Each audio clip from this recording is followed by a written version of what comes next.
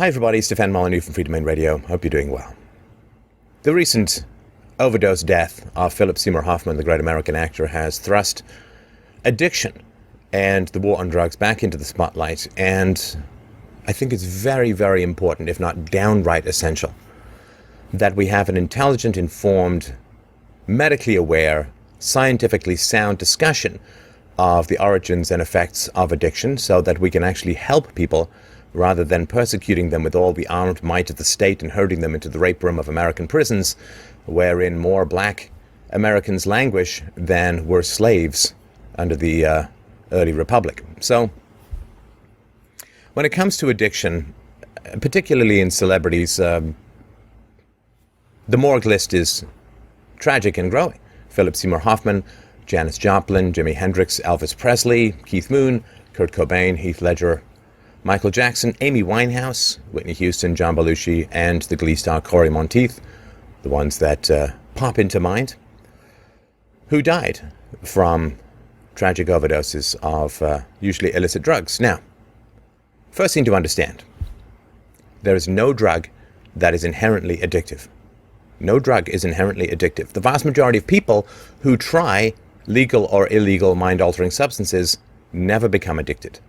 And this has been reproduced again and again. Even the Vietnam veterans of the 1960s who used heroin to survive the horrors of combat did not, for the most part, remain heroin addicts when they returned back home. The number of heroin addicts was 7 to 8% of those who were using the substance in Vietnam who remained using it after they returned. So what is the X factor? Why are some people susceptible to addiction? It's not the drug itself. There is some other factor, some X factor, which we're going to talk about in this presentation. And look, you can be addicted to a wide variety of things. Shopping, gambling, sex, the internet, pornography, drugs, and so on. So it is important to understand this. Most people have someone in their family or extended family who has problems with addiction. So this is very important information to understand, and I hope that it informs public policy, and of course the sources will all be in the description for the video and the podcast. So what is it that makes people vulnerable? Well, we have to go pre-birth to really understand all of that. We are born way too early as a species. You know, we have these giant heads that basically get pushed out of our mama's hoo-hoo about 3 minutes before they become too big to get pushed out of our mama's hoo-hoo. And this means that the vast majority of brain development occurs after birth, as is true for physiological development. Like a horse can run the first day that it comes out of its mom's womb. We take about 2 years to achieve the same feat. So we are born with no capacity for emotional self-regulation, what is called self-soothing, which is why babies cry until you pick them up or feed them or change them or cuddle or play with them, because they don't have the capacity to soothe themselves. We are born without that capacity at all. What that means is that our brain's capacity for self-soothing develops physiologically after birth. You know, self-regulation is like the beard of brain development. It's long after birth that it comes into being, and it comes into being based upon the environment. So let's figure out how drugs work, and then we'll figure out what's missing for most addicts. So drugs work by binding to receptors on nerve cells within the brain. So like a plug and a wall socket, the drugs plug into these receptors. Opiates, like morphine and heroin, they work on built-in receptors for endorphins. And endorphins are the body's own natural opiate-like substances that they deal with pain, and they help regulate mood, and they make you feel happy and content. There's something called the runner's high, which is when you run for so long you get endorphins. Now, on the other hand, there are tranquilizers like Valium. They're of the benzodiazepine class, and they exert their effects on the brain's natural benzodiazepine receptors. They sort of shoulder out whatever's there but naturally and really plug into these things. And when you get too much of these artificial substances in the brain that bind to the brain's receptors, the brain shuts down receptors, which is why you get a crash after a high. So there are other brain chemicals, notably serotonin and dopamine, that affect things like incentive, reward-seeking behavior and self-regulation, and they bind as well to specific receptors on neurons. So To give you a graphic example of what that means, dopamine is a motivational chemical. It makes you yearn, it makes you want, it gives you energy, and so on. And when they genetically engineer mice to not have much dopamine, the mice just sit there. And if you put food into the mice's mouth, then it will eat it and say, yeah, that's good, right? But if you put the food like a couple of inches away, the mouse will not go to get it.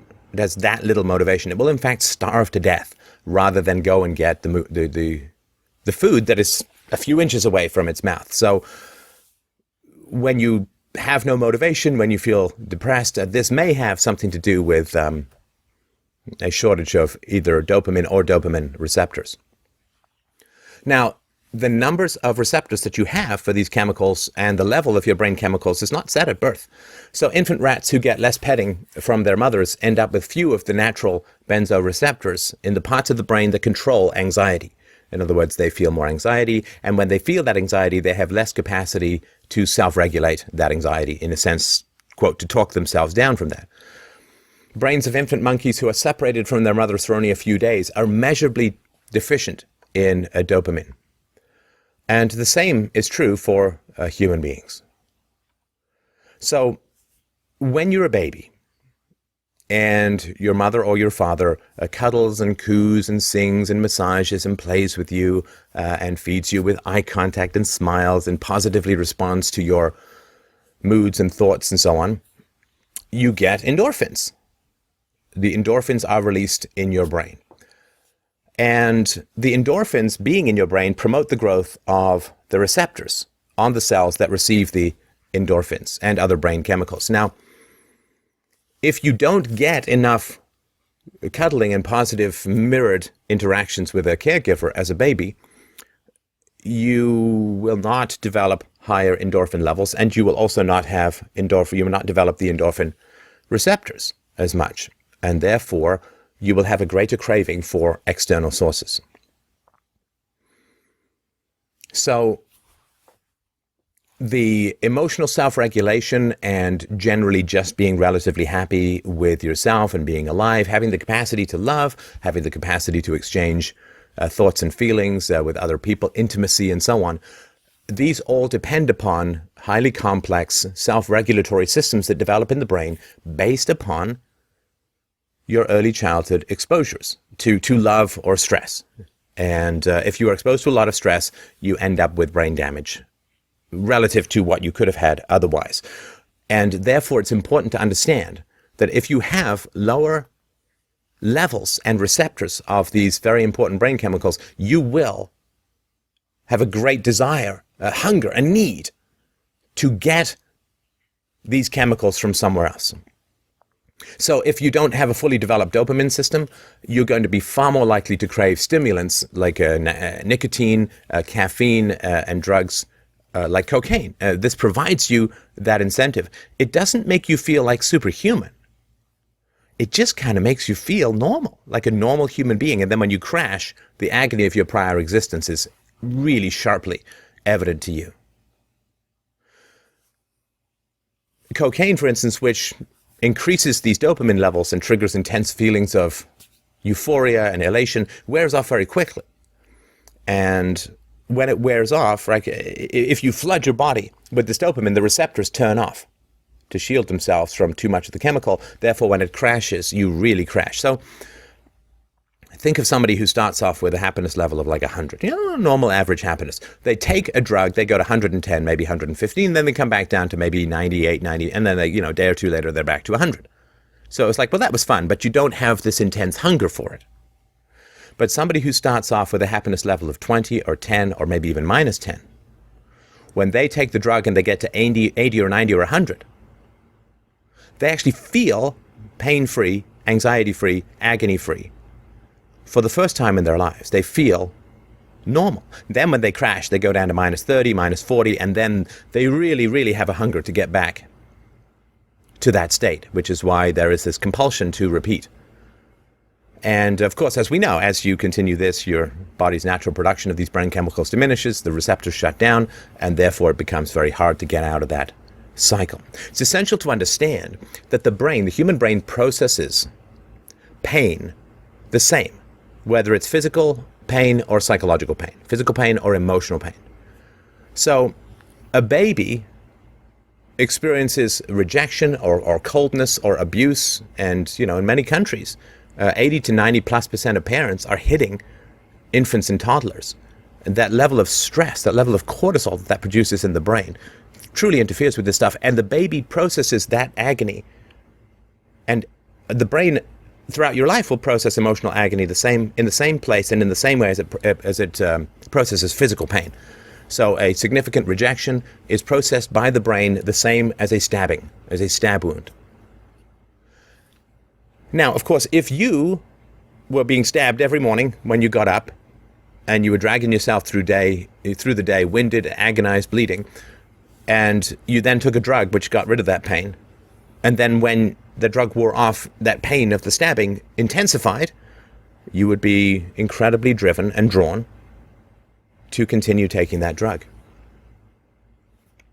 Consequences be damned. I mean, and everyone knows that extreme drug addiction leads to incredibly toxic results. Liver damage, hepatitis, lose your teeth, the skin gets horrifying, you lose any kind of looks, your youth, beauty, any of those things.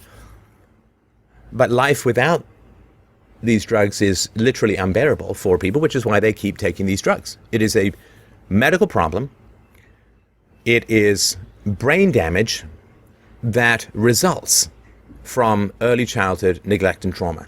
And these people are attempting to self-medicate to supply externally the substances which the brain, had it been nurtured properly, would be producing on its own. They're attempting to fill a deficiency that results from early neglect and abuse.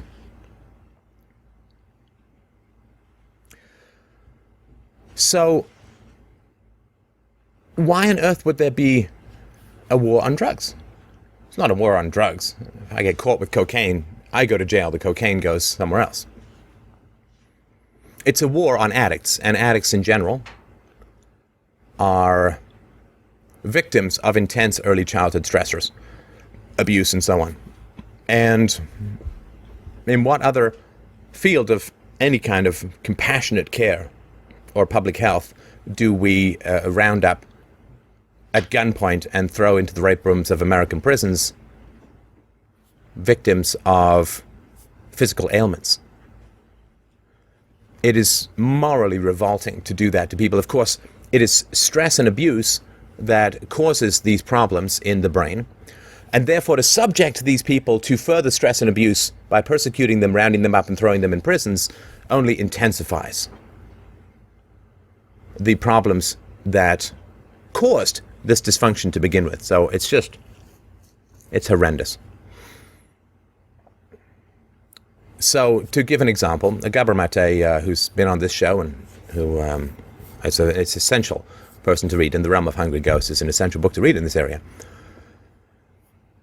He has been an addict physician, a physician to extreme addicts in Vancouver's downtown east side. He was doing it for over 12 years. And he said in the entire 12 years, there was not one single female addict who came to him who had not been raped as a child. It's an attempt to self-medicate a spiritual wound that the body processes in the same way as physical pain. And the idea that we're going to throw these people in jail is absolutely horrendous. So he writes, here's an example. He writes about Priscilla, a 32-year-old woman who came panting into my office with a high fever and a strangulating cough. Her pneumonia began several days ago when she woke after one of Vancouver's heavy windstorms to find that the windows of her dilapidated hotel room had been shattered during the night, and that the water in her sink was frozen solid. Priscilla is one of the enemy in the war on drugs. She sells cocaine to support her own habit, a dependence from which no calamity has been able to shake her loose, not the loss of her child, not HIV, not multiple illnesses, not brutal beatings at the hands of male, quote, clients. She became one of the enemy at 15,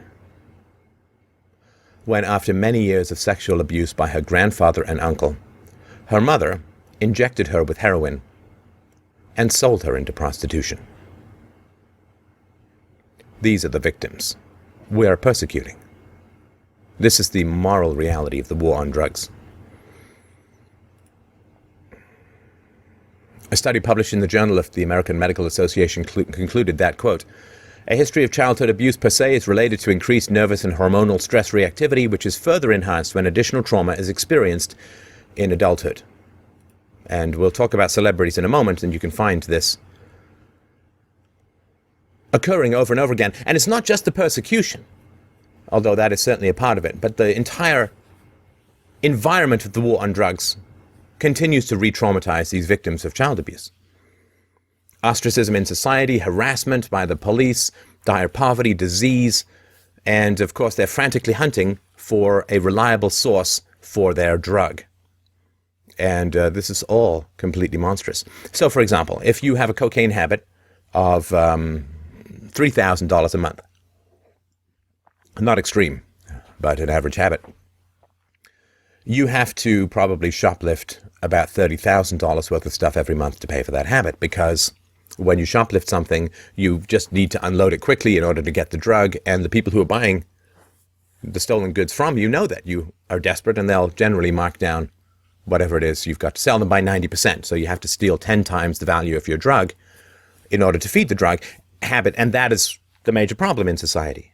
It's the illegality. So in the 1960s, before heroin was outlawed in England, you could get 3 hits of heroin at a pharmacy for about 25 pennies.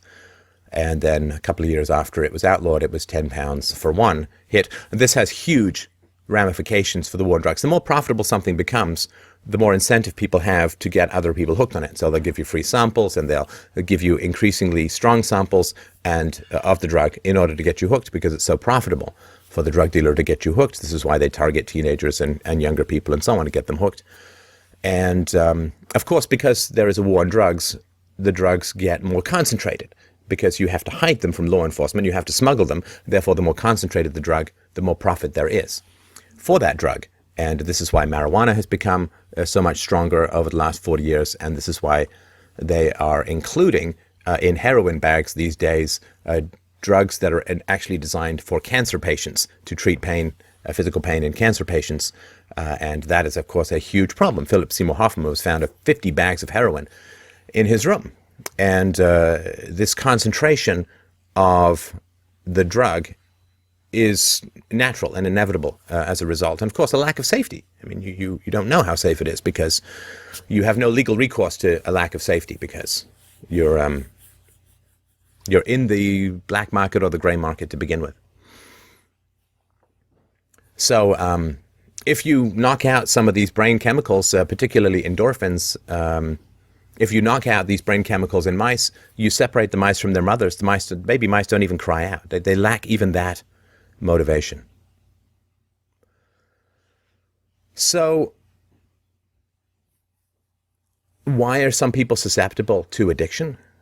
Because their existence is agony because of childhood trauma and neglect and abuse. And drugs fit like a jigsaw puzzle, and for a temporary amount of time, elevate them to a normal standard of human functioning, after which they then crash even lower than they were before, to an unbearable state.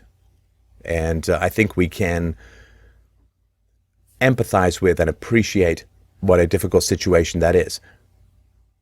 You know, if a man has a brain tumor and commits a crime, let's say that the brain tumor is attacking the neofrontal cortex, the inhibitor for the impulses, we do not charge him with the crime. We treat him for the brain damage caused by the brain tumor. In the same way, if somebody is an addict, there are ways of treating the brain for this damage that has occurred in early childhood. The treatment really is around finding safer substitutes for the drugs, slowly weaning them off, and providing them therapy, love, support, understanding, compassion. These people were victimized as babies. For God's sake, can we find no shred of goddamn human compassion for the struggles that they have to endure? And can we at least not side with their early abusers and persecute them further as they enter into adulthood? It's unbelievably horrendous. So we'll look at a couple of childhoods. There is a pattern. This is not proven. This is just a thesis, a hypothesis, I guess you could say. So what I have found in doing some research onto the childhoods of people who die from addiction, the more that they put the blame and anger on the abusers, the better off they tend to do. And so if they fall prey to the general social commandment to forgive abusers, they generally tend to do worse. I think there are strong psychological reasons for that. But again, that's just a thesis. I'm not going to say that that's proven, but it's something to keep your eye out for when you look into this stuff. So let's start with Corey Monteith, singer and actor who was in Glee. So he was born to an interior decorator and a military man in Canada who served in Princess Patricia's Canadian Light Infantry. And there's actually a picture online of him shooting a machine gun with his father. He has an older brother named Sean. Now, his parents divorced when he was 7 years old. And his father vanished from his life for about 17 years. Now, divorce occurs after many years of tumult and not getting along. And of course, his father would have been somewhat absent, as was Jimi Hendrix's father, who was actually jailed so he wouldn't go and see his son. And we'll talk about that in a few minutes. But from the age 13, he started using alcohol, marijuana, and so on, and skipping school. And he was in a number of anti-drug programs as a teenager. He was an incredible thief, of course, stole from everyone around him to support his drug habit. And between 13 and 16, he was in 12 different schools, including several aimed at troubled teens. And a lot of these were very harsh programs. So during the years he was locked inside troubled teen programs, which is 95 to 98, the tough love idea is how you're supposed to deal with this addiction. Tactics were aimed at breaking youth through physical and emotional abuse, everything from solitary confinement, punitive restraint, and sleep and food deprivation, to public humiliation like wearing signs saying, "I am an asshole," being made to dress in drag, and being forced to scrub bathrooms with the same toothbrush that you must later use to brush your teeth. So if early trauma produces this brain damage, which is only alleviated by external substances, then continuing abuse and trauma and horror, inflicting horror on these people, is only going to make the situation worse, as you can well imagine. Love, compassion, and therapy, understanding and sympathy seems to work. In fact, it's been proven to work very well. Abstinence from drugs, it does not seem to be very effective. In fact, it's exceedingly dangerous. Of course, as you know, the body develops tolerance for these kinds of substances. So as you keep taking, say, heroin, you have to take more to get the high, and also takes you higher amounts to overdose. Your body develops resistance because the receptors shut down in your brain. Now, if you abstain for a few weeks, then your receptors begin to recharge, regrow, open up again. And then if you use again, what would have been normal for you in the past now becomes fatal. So most deadly overdoses occur either in someone who's never taken the drug before, or when experienced users or addicts come out of rehab or prison. So the first 2 weeks after prison, for instance, carry an overdose risk that is more than 120 times higher than typical among users, according to at least one study.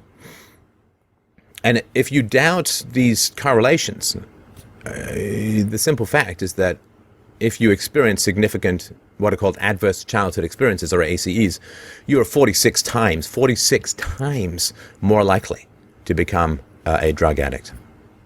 So the National Institute on Drug Abuse long advocated for a maintenance program or maintenance treatments with drugs like methadone and Suboxone to treat opioid addictions rather than just abstinence. You can be a high-functioning drug user. One of the most famous surgeons in the 19th century in America was an unbelievable opiate addict. Would take astonishing amounts of opiates and wrote one of the first textbooks on surgery, was the most sought after and successful surgeon of his time. You can be a high-functioning addict, but of course he existed in a time where it was legal. Now, these drugs, they're not just killing celebrities, so poisoning deaths, most of which are due to drugs, have actually overtaken car accidents as the leading cause of death, or accidental death in the US, which they're responsible for about 40,000 fatalities annually.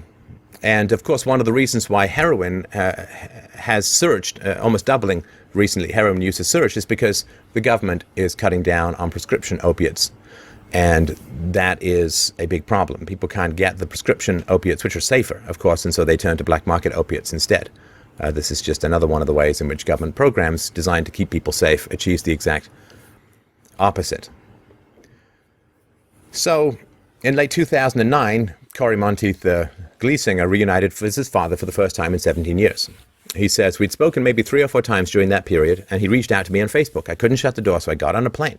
He greeted me at the airport, and he and his stepmother were so happy that they were almost crying. It was a good time. At some point, you realize your parents are human. They make the best decisions they can with the options available to them. Now, this kind of forgiveness without blame or moral responsibility, again, according to my tentative hypothesis, does appear to be problematic, and we'll look for this pattern as we go forward. Babies are very angry to be abused and neglected, and if you don't process that anger, if you vault over the anger to the soft hallmark goo of forgiveness, I think it's highly dangerous. Heath Ledger, whose last role, of course, or one of his last roles was as the Joker in Batman, died as a result of acute intoxication by the combined effects of a true alphabet soup of drugs, and seems to have been accidental. He had significant trouble sleeping throughout most of his adult life. He said, last week I probably slept an average of 2 hours a night. I couldn't stop thinking. My body was exhausted and my mind was still going. Now, this is, of course, an absence of self-soothing, an absence of an ability to calm yourself down. And his former fiancée, Michelle Williams, said, for as long as I had known him, he'd had bouts with insomnia. He had too much energy. His mind was turning, always turning. And his parents separated when he was 10 and divorced when he was 11. And he had, in many ways, quite a difficult experience as a child. Marilyn Monroe, one of the most celebrated beauties and actresses of the mid-20th century, was, according to her own reports, abused as a child and went through many foster homes and so on. And then she ended up, of course, an overdose of barbiturates. Jim Morrison, the singer for The Doors, was raised by a military father, and if you listen to the Soft Parade, I think you can hear him imitating his father. And Morrison's brother Andy said that the parents had determined never to use physical corporate punishment, such as spanking, on their children. They instead instilled discipline and levied punishment by the military tradition known as a dressing down. And you can find Stanley Kubrick's Full Metal Jacket examples of this on YouTube. They actually got a Marine drill sergeant, hired him to be a consultant on a film, and he ended up actually just playing the role. So this consisted of yelling at and berating the children until they were reduced to tears and acknowledged their failings. Once Morrison graduated from UCLA, he broke off almost all contact with his family. So in 1967, when The Doors hit the top of the charts, he'd been out of communication with his family for more than a year, and he actually claimed to people that his parents and siblings were dead. Or he would say that he was an only child. So again, this kind of early verbal abuse and trauma leads to this kind of susceptibility. Jimi Hendrix, a fiery, gorgeously brilliant guitarist of the 1960s, was again the son of a military father. His father, Al, was denied the standard military furlough afforded servicemen for childbirth. His commanding officer placed him in the stockade to prevent him from going AWOL to see his infant son in Seattle. He spent 2 months locked up without trial, and while in the stockade, received a telegram announcing his son's birth. So he was absent for 3 years in the military while his mother struggled to raise Jimi Hendrix as a baby boy, and would often abandon him to go clubbing and so on in the nightlife, go to discos and so on. And while his father was away, he was cared for mostly by family members and friends, especially Lucille's sister Dolores. And then his father got an honorable discharge from the army at the September 1945, and he actually couldn't find his wife. Just couldn't find her. So he went to the father went to the Berkeley home of a family friend named Mrs. Champ, who had taken care of and had attempted to adopt Hendrix. Al saw his first son for the first time. So here we have a lack of bonding, absent father, obviously a fairly irresponsible mother, and a wide variety of extended family and strangers, for him at least, friends of the family raising him. And this was horrendous. So Jimi Hendrix's father united with his mother, but he couldn't find any steady work, and they ended up abusing alcohol, and they often fought, sometimes physically, when intoxicated. And Jimi Hendrix, when he was little, would be so terrified of this physical and verbal violence that he would withdraw and hide in a closet in their home. And he had a brother, Leon, born in 1948, but he went in and out of foster care, and they lived in almost constant threat of fraternal separation. And this is just horrendous. And Jimi Hendrix also confided to a girlfriend that he'd been the victim of sexual abuse by a man in uniform. And tragically, he then ended up as a drug addict. Hendrix had taken 9 Vesperex sleeping tablets, 18 times the recommended dosage. Philip Seymour Hoffman, I can't find much out about his childhood, so this is all in the realm of hopefully mildly informed theorizing. His parents divorced when he was 9, and again, we can assume this is after years of fighting and disagreements. His mother then became a lawyer after his parents' divorce, and you can imagine that she would then be away quite a bit studying for the bar, getting her degree and studying for the bar.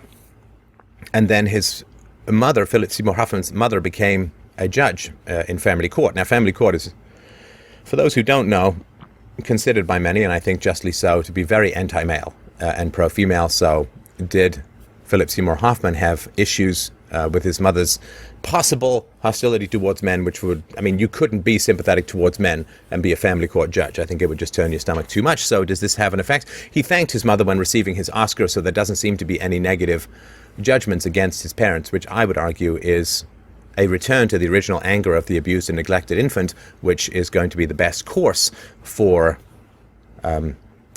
getting out of this kind of dysfunction. To experience the early genuine feelings, to reconnect with the violated self, does appear to be one of the best ways of avoiding the cycle of abuse. I myself spent a couple of years in therapy, 3 hours a week, and worked like 10 to 15 hours in addition to that on journaling and self-knowledge. Got in touch with a lot of early anger, and that has really helped me to have a very happy marriage, to be a very close and happy father with my daughter, a stay-at-home dad as I am. So I think it really works, and I think there's lots of evidence that kind of stuff works. But if you want to vault over the anger phase and go straight towards forgiveness, it seems to be quite negative. Lindsay Lohan, in and out of jail and in trouble with the law, 2 DUIs and cocaine possession and so on, was raised by what would appear to be a complete sociopath. Her father was in the financial industry, was a drug abuser and alcohol abuser. She caught him cheating on their mom. And he also recorded a fight that Lindsay Lohan had with her mother and then released it to the media, which of course was intensely humiliating, but she claims to be very close to her mother. So again, one parent she doesn't have any contact with and reviles as a monster, but the other parent she's attached to and doesn't seem to recognize that her mother did in fact choose this man as her father and has some significant moral responsibility in the matter. So she's not OD'd because she's at least blaming one parent, but she's not free of addiction because she's not assigning moral responsibility and re-experiencing the early anger and hostility that comes from this kind of stuff. So you can, of course, look into this more. If you find more information out about celebrities, I think it's really important to understand the root causes of addiction and how it manifests. You know, one other minor example that comes to mind, Freddie Mercury used a lot of cocaine, particularly when composing music. This is where Bohemian Rhapsody appears to have come from.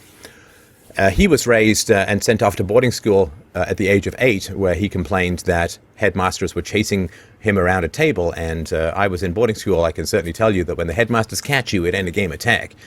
And so if he experienced early sexual abuse at the hands of headmasters in Zanzibar, this would be a huge problem for him growing up. And he had intensely vicious fights. And one time he was supposed to sing in the evening, spent all day screaming at his boyfriend, and they could barely rescue his voice in time for him to sing. Broke glass over one of his assistants' heads, had this raging temper and drug addiction, and of course was addicted to a highly dangerous lifestyle of nightclubbing when AIDS was emerging in Munich and New York. And even after he tested negative for AIDS, continued to have unprotected sex, which is obviously a form of self-destruction. And he came from this separated and traumatized childhood. Brian May had a very close relationship with his father. His father actually built him the Red Special, I think, was his first guitar. And Brian May never did any drugs, at least according to his own reports. So again, that's just some minor evidence. It's not conclusive, but I sort of put this out there. So I think the way that this can be most productively understood is to recognize that people who experience a lot of early trauma end up with dysregulated brain function. And they crave, in fact, find it better to be on drugs and risk death than to not be on drugs and survive. In other words, the obliteration of pain is in a way the only thing that keeps them alive. And this kind of tragic attempt at self-medication, which in the modern world is something which puts them into an underworld, further stresses them, and recreates in a horribly tragic way the exact same circumstances that contributed to the brain dysregulation and brain injuries that set them on the road to addiction to begin with. This is why the war on drugs can't work. You cannot solve trauma with more trauma. It literally is like saying, I'm going to cure your broken arm by breaking your other arm, and then your legs, and then your ribs, and then your back, and finally your skull. This is not any kind of compassionate or humane approach to the problems of childhood victims of abuse and neglect. I was taught as a child growing up to not blame the victim. We as a society should damn well stop siding with the abusers of these children, continuing to abuse them, getting them off the hook, not looking at ways in which we can improve parenting for infants, ways in which we can improve compassion and care and medical care for these victims of horrendous abuse that they could not escape. You know, we have women's shelters for women who are being beaten up by their husbands, even though they chose to get married and chose to stay in those relationships. Infants who have no mobility, no capacity to dial 911, who did not choose their parents, who are the truest victims of any kind of abuse that we can experience or imagine in this world. Those we side with the abusers and continue to harass these poor, hurt souls. And it is absolutely horrendous. And in the future, if we don't turn this around now, it will make the former persecutions, such as Salem witch trials and so on, appear benevolent in comparison. The amount of horror, waste, abuse, destruction that is waged by the war on drugs, which is a war on the victims of child abuse and their desperate attempts to self-medicate themselves back into any kind of normalcy, is really, in many ways, the greatest crime of the modern age. Thank you.